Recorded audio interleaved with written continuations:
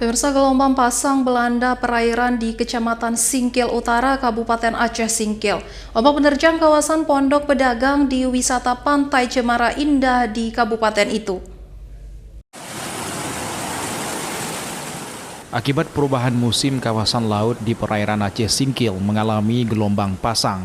Sejumlah pondok milik pedagang dihantam gelombang tinggi, hingga air laut juga mencapai ke jalan Pantai Cemara Indah. Akibat kejadian ini, sejumlah pondok milik pedagang terancam roboh akibat terdampak ombak besar laut itu. Selain itu, abrasi juga ikut mengikis bibir pantai dan mengancam keberadaan pantai. Salah seorang petugas pantai, Sukardi, mengatakan kejadian gelombang dan abrasi sudah lama terjadi dan berharap pemerintah untuk menanggulanginya. Itu sudah cukup sering terjadi di belakang tahun ini pun sering terjadi hal kayak gitu, Bang, kan itu kan. Ya cuma kita berharap ya adalah perhatian dari Pemda kan itu, karena yang saya perhatikan sebagai petugas di sini kan itu abrasinya sudah sangat memakan bibir pantai kan itu.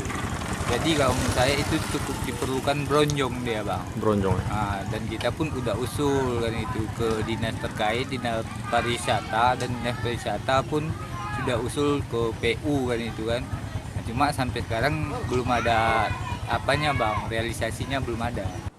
Sementara itu, salah seorang pengunjung, Jamaluddin, berharap perhatian bisa menangani abrasi pada pantai itu, karena jika dibiarkan keadaan pantai yang merupakan objek wisata itu akan terancam.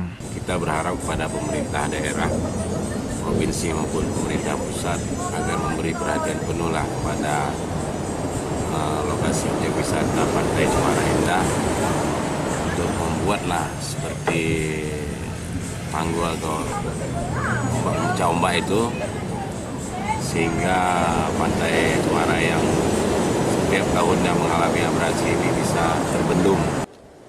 Abrasi dan gelombang tinggi pada laut di lokasi wisata pantai itu sudah terjadi beberapa tahun ini.